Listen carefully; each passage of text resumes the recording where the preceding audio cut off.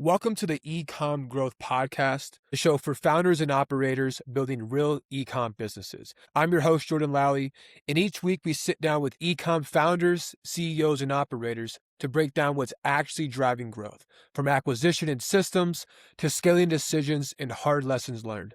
In today's episode, we have Jeff Johnson. Jeff, for people who don't know you or don't know the brand yet, could you give us a high-level overview of what you sell and who exactly it's for? Yeah, absolutely, Jordan. Thanks a lot for having me. I really appreciate it.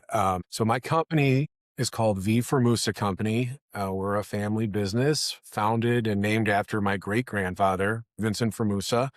We do Italian gourmet specialty products. We import, we distribute, and we pack. Our big thing right now is specialty peppers and pepper mixes, Chicago-style jardinera. It's found in retailers, food service operations, restaurants all over the country. Our biggest area of distribution is the Chicago Midwest region, but we are national. We're all over North America, and they're condiments. You go on sandwiches, salads, eggs, you name it, you can put it on there. It makes it taste great. That's amazing. Well, congrats on your success so far, being international and all over the Americas. That's awesome. Can you give us some context as to roughly like how big of scale that truly is from like an employee standpoint to maybe ballpark revenue standpoint? Yeah, definitely. So employee standpoint, I would say we're relatively lean. We've got a front office staff of about 5, and we handle all of the clerical work, all of the sales, everything on front end that's not operationally related. On the operation side, we've got a team of about 20, and that's everybody from our warehouse workers to our production crew. So relatively lean, and we're aiming to do around 10 million annually right now. Since I've been around, we've had pretty consistent year-over-year growth, which is what we aim for. But yeah, we're looking to do about 10 million this year. That's amazing. Congrats. Can you take us a bit back, maybe before you step into the operations? How, if any, how much different was it then compared to what it is now? From maybe new acquisitions or new partnerships you guys made, maybe transitioning into e-com opposed to retail? So I've been around full time. I think I'm going on. I have to do the math in my head. I think this end of this year will be my 20-year anniversary. And it's hard to really say briefly how much things have changed in the past 20 years alone, especially looking at a timeline of 128 years, which in a couple of weeks will be our 128th year anniversary. That's amazing. Sorry, that is holy. Thank you. See, sometimes we take it for granted, just like how vast our history is in terms of things that we've done. So it's fun. I don't want to say I take it for granted, but sometimes we just have to take a step back and be like, wow, we've been doing this for a really long time. In my time, I mean, I kind of look at it. I like to look at it as a benchmark from a facilities perspective. And I say that meaning for the first 115 years of our operation, we were in the same facility in Chicago. We were like right almost downtown Chicago. So I kind of look at it as, the Grand Avenue days versus the days of where we're at now in Des Plaines. And Des Plaines is a suburb just outside Chicago, right by the airport. Our old days, the Grand Avenue days, we were very limited by what we could produce and what we could buy and how our overall operation needed to work. Since then, we've moved into a bigger facility and we've been able to grow much more, right? And I mean, we're really starting to look for a point where we need to get into another facility. But rambling now, I kind of forgot the whole point of the first question, like things that we've done. Well, maybe an easier question for you. How did you manage to grow? What are some strategies that you utilize? Because you said right now that you are looking at another facility, or at least you think you might have to open up another one. What was the causation of that growth? So many years ago, when I first started, we made a commitment to push our brand. When we talk about Italian specialty foods, it's a highly commodified product. So we could either get into packing anybody's label or we could push our brand. So years ago, we committed ourselves to our brand and pushing our brand. And I think we've seen a lot of success in that. When people talk about Giardinera, one of the first brands that'll come to people's mind is Marconi. So leveraging our brand strength has sort of driven our growth. And we try to promote through advertising, through social media channels, through other business channels like LinkedIn, things like that. So we want, when people think about our specialized commodity, to think Marconi. So that has been a driver of our growth. And it's also helped us grow retail channels, getting into the retail shelf space of grocery stores. For smaller companies, it's not the easiest thing in the world. But if you have a brand behind you and you have data saying, hey, this store does this, that store does that, it makes it that much easier. And it also helps get you into distributors, and, making all of those channels as seamless as possible gives buyers at the retail level, a much easier decision-making process when they want to pull from the shelf, or if it's, front office buyer, slotting them into that shelf. So that's been our strategy for as long as I've been around. But basically, that was the strategy we kind of agreed on when I first started. And when I say we, I'm talking primarily about family company. My father's been doing this for over 50 years now.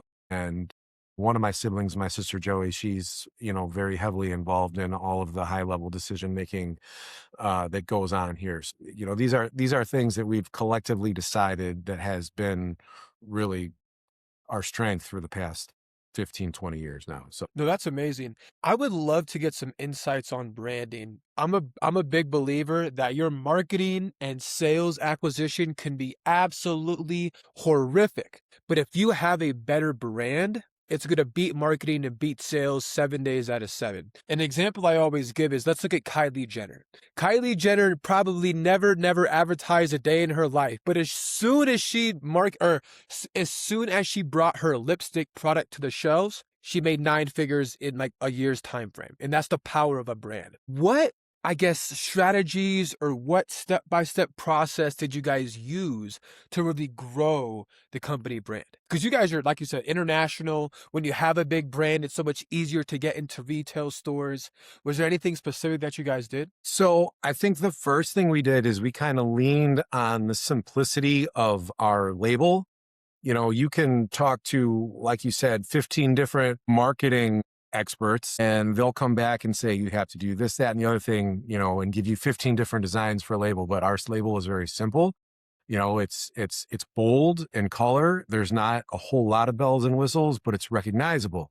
So that was step one. And we haven't made many changes to our overall visual aesthetic to our label in many years. And that has been by design. So it's something that people stands out on the shelf, but it doesn't give you 100 different things to think about. It's just like, oh, there's the red and yellow Marconi. There's us right there. So I think a very consistent label visually has been a driver of that. And just, every year that we're still around and still growing is one more year in our history. And we leaned into that quite a bit. Like, we were the first, we've been here the longest, and we do it the best.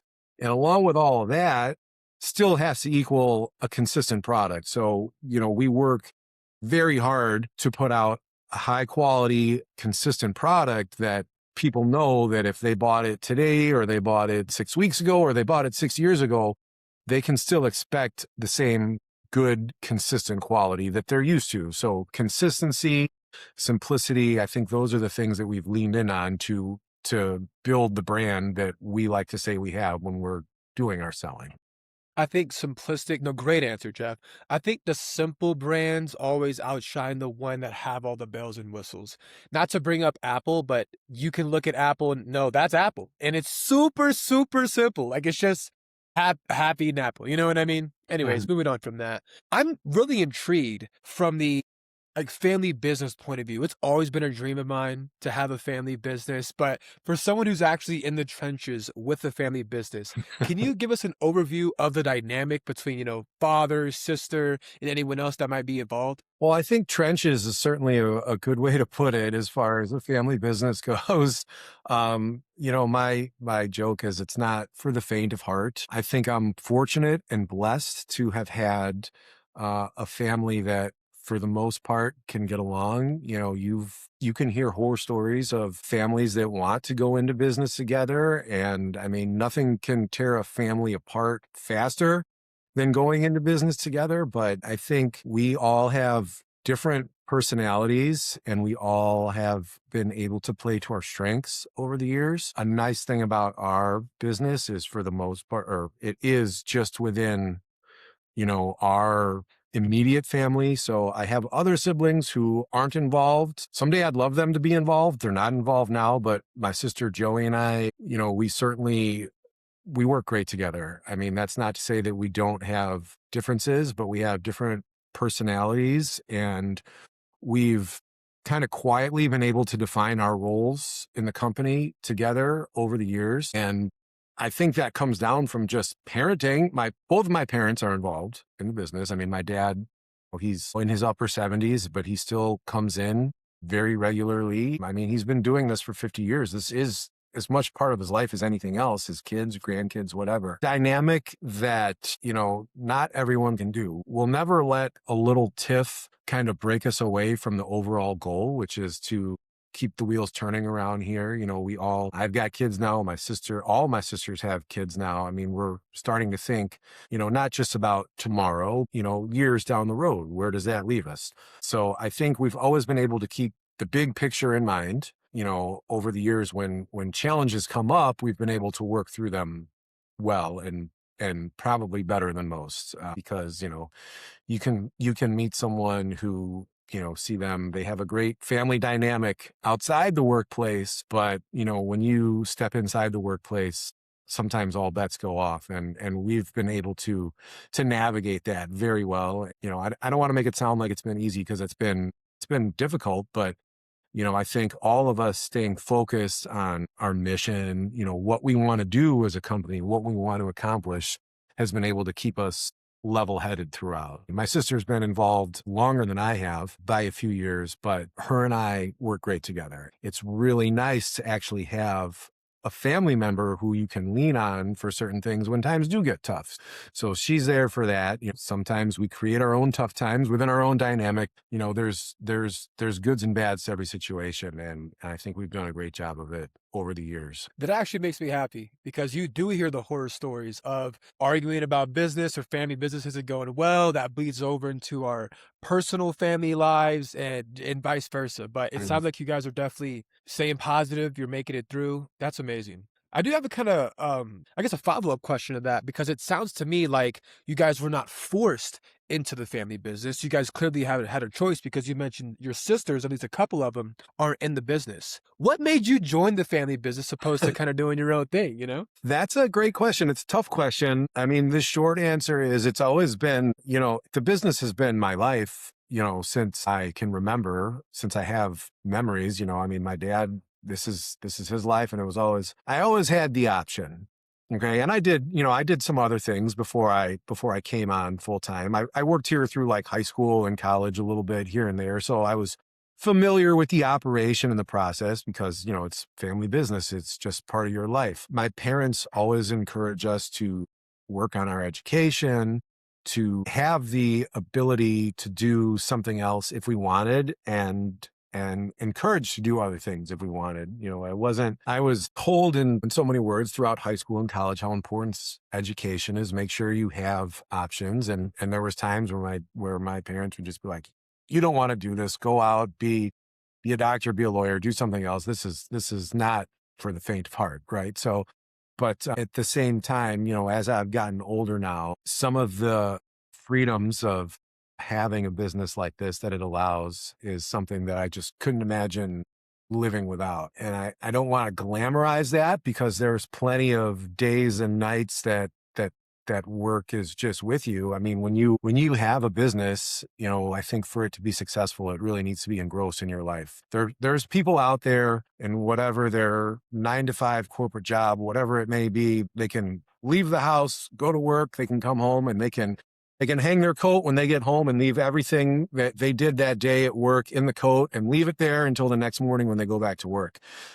Being in a smaller family business, well, for better or for worse, it's just with you all the time. And I'm okay with that.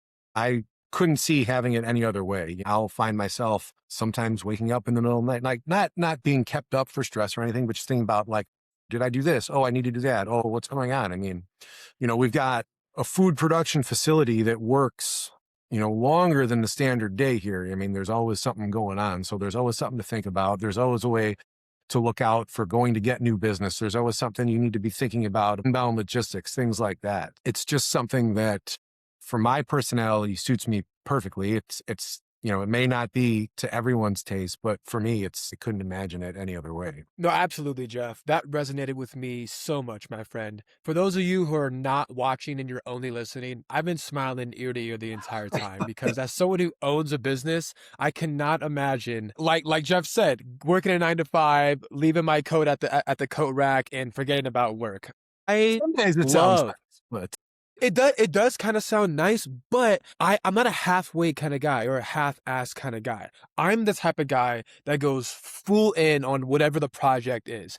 And I feel like business allows me to go all in with something because there's a higher reward the harder I go or the more effort I put in. With the corporate 9 to 5, sure, I get it. You have bills to pay. I'm not saying quit your 9 to 5. I'm saying you can't go all in on it in my like the way you can with business. You know what I mean? absolutely. Yeah. Thank you for that. I kind of want to change direction here just a bit. I do want to talk about maybe some decisions you made that unlocked the most growth. We might have talked about it. Is the answer branding, or do you think there was one specific marketing channel that you utilized that just was the best thing for the company? Yeah, that's an interesting question. There's probably a few notable things. I mean, like I had mentioned before, when we made our commitment to branding, I think that was the most major of all the commitments. Over the year, pivots here and there, you come to points in the road where you have to make sure that you reaffirm that commitment you make to your brand to protect your own brand. I mean, there's plenty of co-packing and other label opportunities out there for you, but we never really wanted to get down and dirty in that type of world because on the one hand, there's only so much capacity in a specialized market. And on the other hand, if you dilute that capacity even more, all you're doing is cheapening your own brand. That's what we've done to protect our brand. Other things we've done to protect our brand, and we're not on the scale of a big, like PepsiCo, big, huge national company, but I think we've made some pretty good advertising decisions over the years. We've had local radio, I mean, going back years now, we had local radio personalities that helped showcase our brand, like leaning on to different type of sponsorship opportunities and things of that nature. And I think the other major thing that we did was committing ourselves to leaving our original facility. I mean, it was in perfectly fine working order. This was 15 years ago, whatever. Perfectly fine working order. We were all getting along just fine. I mean, bills were being paid. Everyone was happy. We were doing our thing. But making that move it was almost like a leap of faith. I mean, we had to all have the belief in ourselves and our company that, there was going to be a learning curve or a growth curve, I should say, and some growing pains making that move. And a lot of things that went along with it. We had to make sure there was a number of employees that we had to make sure came along for the ride with us. I think committing ourselves to all of those employees that did that can't really be overstated because I couldn't imagine having done it without some of those employees that came with us. Our business, it's not like moving next door. I mean, there was a whole lot of pre-planning that went into it. And then once you get into that new routine, for lack of a better phrase, the unknowns that you had to be prepared for, you just had to dive in and go through. So making that move was a huge step for us. And it's fuel. I mean, short term, it was rough. That first year we made that move, we were running around with our heads cut off, but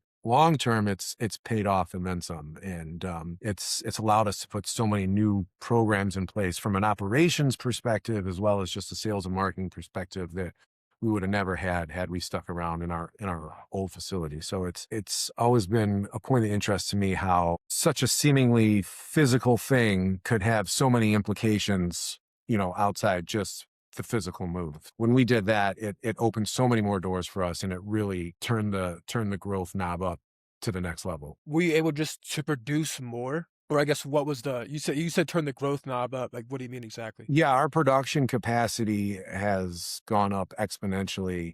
Our purchasing and inventory holding capacity went way up. Or in the door one day, out the door the next. We can we can leverage more of our purchasing power to bring more stuff in and have more inventory on hand and get stuff out faster and get stuff out better than we ever did before. So it's been tremendous. Makes sense. Thank you for that. Out of curiosity, what is the percentage of retail and online sales? Online sales as a percentage of our retail is probably maybe in the 10 to 15% range. That right now we are starting to see is our biggest opportunity. I don't want to say we're behind the curve on that because we've got such a strong brick and mortar retail presence as it is, but every year more and more e-com sales channels are opening up, and there's more and more potential partners coming out who are looking for us. I mean, we're probably turning more people down right now than we are taking new partners on who want to move our stuff on the e-com sales side of things. It's good and bad in the fact that, nobody likes to say no to sales, right? Of course. But at the same time, it's just going back to, the brand has been built up to that people are seeking our stuff out who might not necessarily be able to find it in a brick and mortar, or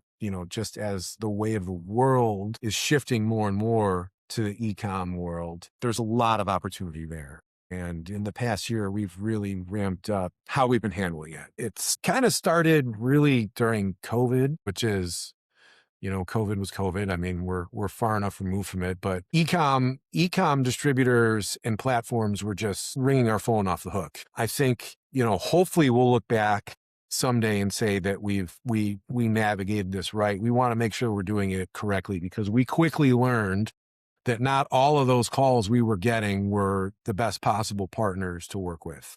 Right. So, I mean, at a time when people know how to leverage all of the data availability and how to move stuff online, we started to see that some people just weren't handling our brand in the sense that we wanted it to be handled. So, I mean, as it works out, probably within the past 6 months, we've partnered up with a couple different people who are specifically been brought in to handle that whole e-com side of our business. And at the moment, we're building out that infrastructure so we can make it work, not only to increase sales, but to protect our brand the way that we protected it for so long. Because without the brand, we wouldn't be where we are right now. So we need to make sure that our brand maintains the standard that we need to keep it at. I couldn't agree more. You definitely don't want to jeopardize anything with the brand. I mean, it's gotten you 125 plus years in business. Question, with the 10 to 15% of e-com sales, I suppose, where do those sales come from? Directly from your website? Are you guys utilizing Facebook or Instagram or Google, YouTube? And I'm only asking that for the audience out there to see what channel would be best for them if they own a similar Yeah. product. Yeah. So we have a website with an e-com platform. It's not where the bulk of our marketing push goes. Most of our e-com now comes through, many retailers have their own e-com platform, Walmart, Target, Jewel, World Market, all these guys, and the big guy, Amazon. So, I mean, the amount of sales that go through Amazon from an e-com standpoint is probably the most significant. We are working on developing our direct to consumer sales better out of our facility here. We have, a number of partners who are doing a great job fulfilling that side of the business for us, but anytime we can do more ourselves out direct to consumer, the better. So goes back to what we were saying, how we've recently started shifting our focus a little bit, or putting more focus a little bit more on that e-com side of things, because the potential out there is just can't be measured. I mean, there's no limit to it.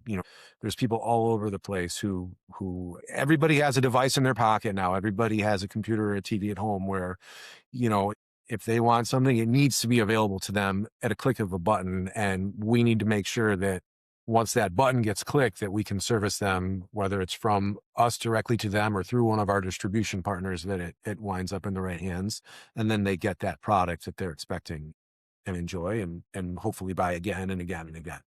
No, absolutely. And I imagine because you are selling direct to consumer, that the cost of goods from the consumer standpoint would be a bit cheaper opposed to purchasing it from Target, either at retail in person or on their e-com platform. Am I mistaken on that? Not necessarily mistaken, but there's a lot of costs associated with getting it from either from us, to that retailer, Target, Walmart, whatever. There's a lot of in-between costs, that have to be absorbed to get it from us to them. We want to get it to that brick and mortar retailer, as smoothly as possible, but there's a logistics chain involved there. And so even though that's right. So there's a logistics chain involved there. So with that comes the extra costs. When we go direct to consumer, although those logistic costs aren't really there, there's still other costs involved, whether it's staffing or additional packaging that is involved, or, right now, just the cost to ship our goods, whether it's, via mail or via UPS, FedEx, whatever. Those costs haven't gone down much at all, really. There's a little bit of savings if somebody were to go to my website, subscribe, keep an eye out for our newsletter, and then we're offering coupons every so often and things like that. Those are the consumers that will be able to take advantage of those certain offers. Amazon and Prime members will get the free shipping, or they'll get the daily deal or whatever it is. Same thing on Walmart. So there's a lot of wheels turning in terms of like how the consumer gets it. At the end of the day, what we ultimately want is a consistent product at a consistent price point, whether it's at your neighborhood deli, your big box retailer, or direct to consumer. You're generally going to pay the same price for our product. Okay. Thank you for that insight there. That actually makes a lot of sense. And plus, when I am the consumer purchasing your product, I think I would feel a little, I don't know, I would feel some type of way if I can get it directly from you cheaper opposed to getting it from Target, you know? Yeah. So that actually makes long term, that We makes more sense. we have a nice contingency of customers who prefer to buy direct from us, for various reasons. Like, well, I don't want to go to Amazon. I don't want to go to, I can't, I have to drive 2 hours to get it, or whatever. So there certainly is a loyalty aspect to it from that perspective. And people have their own biases about whatever retailer there is out there. For my part, I just want to make sure that whoever that final consumer is, when they get the product, they're getting that consistent product that they're expecting, that they've had for so long. No, absolutely. I kind of want to talk about some mistakes and some hard lessons, if you don't mind. So, what has been an expensive mistake you made that most CEOs or founders could easily avoid? Oh man, just name one, huh? Um, you know, I think in the consumer packaged goods arena, it's easy to get caught up in what might sound like romantic business. I Mm. won't necessarily name any names, but certain customers can come in and promise you the world, can get caught up in what you think your sales might be. But, at the end of the day, if you're not going to get paid from that customer what you thought your agreed upon price is, you could get yourself pretty hurt. I don't think any of the mistakes that I've made in that regard have been too backbreaking, but we have thought that we've acquired some new business here, and then we've made investments on the back end to fulfill that type of business, and then it either fell through or there was problems along the way. And you end up taking a little bit of loss there. Growth and scaling and things like that, it's tricky. And I'll take a step back and say one thing that we're proud of Yeah. is we don't have any investors or outside partners or anything like that. Everything we've done has been within the context of the family business. I mean, for better or for worse, I understand that how things like that work for different companies, and that's great and that's fine. But we've self-funded our own growth throughout. So so with that, our margin of error from a financial perspective gets much smaller than someone else who may have investors with deeper pockets. So given all of that, to answer the question, mistakes that I look back on is if I've just maybe like trusted a customer, extended a little too much credit where I may not, shouldn't have, if we've latched on to a new potential customer who promised us the world and we went out and we invested in packaging and product and all this, that, and the other thing that we thought was going out the door in X amount of days or whatever it was. Certain things like that, I look back on and say, I'm never doing that again. Like I'm never gonna ship you 3 truckloads of product before sign the contract and or pay the bill up front. So, things like that.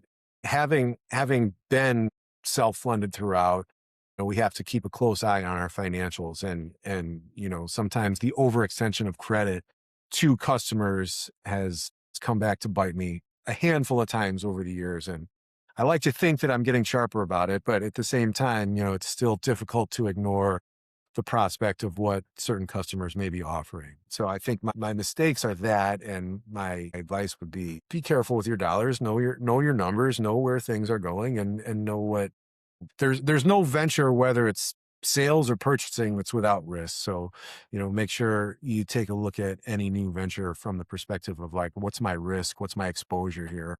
Things like that, because I've seen too many companies in similar situations like us just get overextended, and one wrong move can force you to close the doors. So that's certainly not what we're looking at. It's certainly, nothing terribly backbreaking over the years, but looking back now on some of the things like that, where I've just got a little bit careless with who's getting credit, those would be the mistakes that I think I've made over the years. I wouldn't call it careless. I would Yeah. say you're trusting. You sound Yeah. like a very trusting man, Yeah. and you put good faith in people, and for a lack of a better word, people suck sometimes, you know? People are great sometimes, and sometimes there's Yeah. people who suck. Right, exactly, exactly. Were there any, I guess maybe you kind of just brought that up, but another hardship question I want to ask you is, where did things break as the business grew? So as you're growing, as you're scaling, did any, I guess, process within the business fumble, stumble, etc.? Yeah. So, I mean, it's all well and good to talk about sales and lack of sales and purchasing and things like that. But, the other aspect to at least a family business where challenges arise and things can break down easily is just the relationships among the people who are here. We had, I'll never forget this. We had a longtime employee who's with us for many years. And one morning, I hadn't made it in yet. I got a call from one of my managers, and he was like, "Phil passed away." I'm like, I just looked at it in disbelief, like, wait, what are we talking about? We're talking about a young 40-something guy who was an integral part to our operation. And he died suddenly, tragically. He had a heart attack, passed away. And it was just like, things just kind of got put on pause for a second, because not only was he an integral part to our operation, but he also had one of his brothers working with us at the same time too. And that brother is still with us. And it was just like, all of a sudden, like things just kind of froze in time for a minute. And I walked in that day and everyone was just kind of hanging around and like sitting around in disbelief. Things like that, especially with the history that we have, sadly, are going to, just as one example, like that was a process that we had to deal with. Other things that I can look back on is like, as someone, who's, the supervisor manager, I'm looking out after all aspects of the business, is you have to deal with different personalities. And I think I've seen in other companies, you might have someone who has, management role, who will have his employees or his or her employees, and they'll be set in their ways and they'll say, listen, it's this way, or you can take a walk. What I've learned over the years is, I would bring it down to, my favorite expression, which is, do I want to win or do I want to be right? You know, if you've heard that before, I Oh yeah. mean, being right is great, but winning is much better, right? So, 100%. I mean, like, I don't need to prove someone wrong at the risk of taking a loss down the road. What I've learned over the years is different ways to navigate different personalities, whether it's people who work for me or colleagues or customers or vendors or whatever. Everybody is their own different snowflake, and each person needs to be handled with a different approach. So, you know, if I were giving advice to my younger self 20 years ago, I think I would say just that. Like, you can come in and think you know everything and think you have your own way and systems and processes involved, but you're dealing with people here, and people, like we just said, people are great, people suck, people have this idea, that idea, whatever, people have this routine, that idea, whatever. What I've learned and what I think I'd like to say I've gotten to be pretty good at is navigating different people's personalities, all to find that winning outcome or successful outcome. So, I mean, things break down, you know, machines break and they can be easily fixed. But when communication break down, personalities break down, that's a different story. And I mean, over the years, we've had numerous examples of, you know, various conflicts just on a personal level with people. And small company like ours, you know, if there's an intrapersonal conflict within the organization, it can cause a rip real fast. And if you can't handle it appropriately and positively, you know, things can go south real quick. So I like to think that in that regard, I've had some success. That is not an easy skill to learn, and it's 100% a skill, Jeff. Knowing how to Oh, yeah. communicate with all different types of snowflakes. I've sat down with a couple of leadership consultants, and they say it is far more productive, and you acquired this skill naturally, where you essentially get the workforce, you get your employees to all come to the decision together, opposed to saying my way or the highway. Like you said, Absolutely. I'd rather be wrong and win than right and lose. Like I take that 7 days out of 7, you know? Absolutely. So I'm glad. And I don't think anyone could get to your scale level between employees and revenue range and global distribution without being an amazing leader, right? Everything. I mean, I have John Maxwell's, 21 Infruitable Laws of Leadership right behind me. Everything rises and falls on leadership, Mhm. right? If you're growing, it has something to do with leadership. If you're going down, it has something to do with leadership, you know? Absolutely. So thank you for that. And it's a strange responsibility that I think some people may take for granted. And I'm not looking for any monumental accolades, but it's just at some point, whatever you are, whether you're in business or sports or education or whatever, like there always has to be someone guiding the ship. And like you said, if that ship gets guided into rough waters, well, who put him there? It's not the crew rowing below. It's the helm.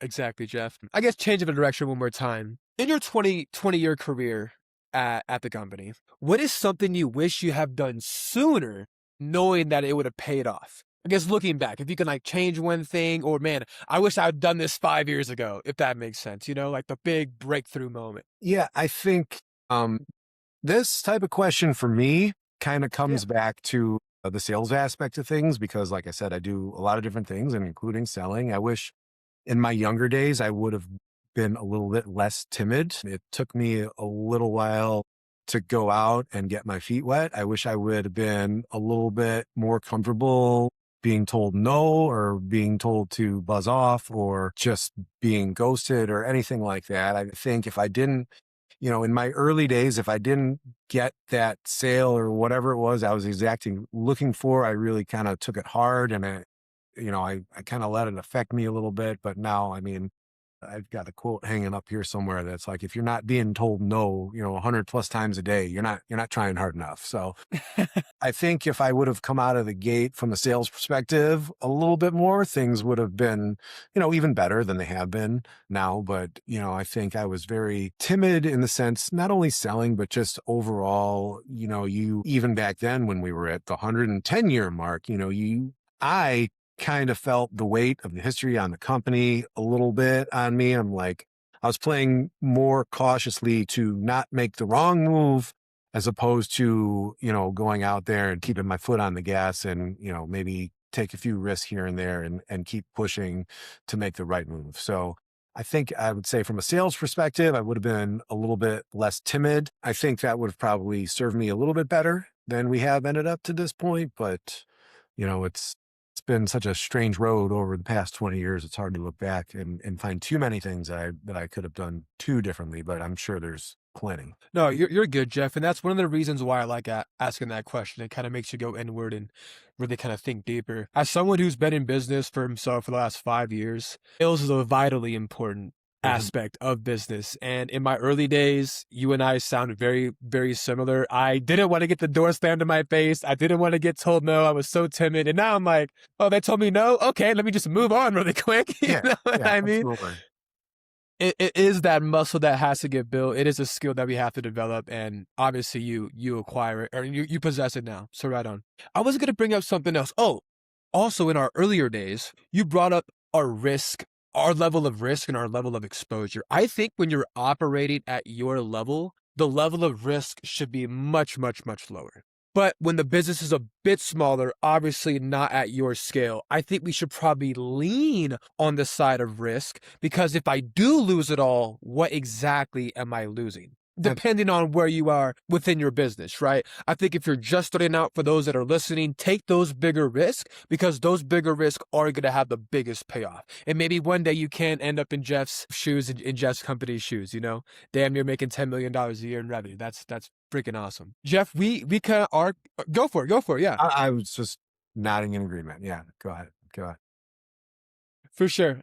I got time for probably one or two more questions. Let's see which ones are the best ones here. What's coming up next for the business? Oh gosh, we've launched a few new products recently, so those are kind of slowly but steadily getting rolled out. The e-com things that we kind of talked about, we've connected with a new partner who's hopefully going to drive our presence, much more online than it is now. I mean, Amazon, sure, everything's available, but we're really kind of ratcheting that up. So if our customers are going out to something like Amazon or Walmart.com or one of the big guys out there, they'll be able to see a much more fresh and clean feel for when they're finding our products. And so I'm pretty excited about that. I think that's actually going to do our customers a great service. And, beyond that, it's just sky's the limit. Our brick and mortar distribution continues to grow year after year. We're picking up pockets of the country all over the place. I mean, I want my stuff to be available in every single grocery store in the country. We're not there yet, but each year we're taking another big step, picking up new big retailers. So things are looking great. Yeah. Absolutely. One last question for you, Jeff. What's one lesson you'd pass to another founder or CEO that wants to get to your revenue range? Get comfortable hearing the word no when you're selling, because you're going to hear it a lot. Conceptually, you may have the best product, the best plan, the best process ever, but the first 10, 50, 100 people you pitch it to may look at you and you'd be lucky if you hear just a no, right? So get comfortable being told no, but don't let that deter you from your focus, what you're after. And, and once you get rolling, get comfortable pivoting where you have to, because, the playing field changes, practically by the minute in any industry, food, any kind of, physical packaging, consulting, whatever. The playing field is always changing. So you have to be ready to adapt to how that playing field shifts with you. If you fall too steady in your own ways or what you think is your own process, you may find yourself at a dead end pretty quickly. So feel good about being told no and feel good about being able to adapt when needed. Exactly. That's how you get thick skin, and we all need thick skin to be successful. Thank you, Jeff. For those, where can they find you? Website, social media, anything like that? Yeah, so we have Instagram and Facebook at Marconi Foods. Our website is marconi-foods.com. All of our products are on display on our website, and you can buy and have them shipped directly to you. And our company history is there. We have a really, really interesting history how my great grandfather got started and how his son took over. All that information's on the website, and recipes. If you're curious about what else you can use our products for, we have a great recipe section, and our social media. And yeah, our Instagram is great. We don't take it too seriously. We try to keep it fun and whimsical. We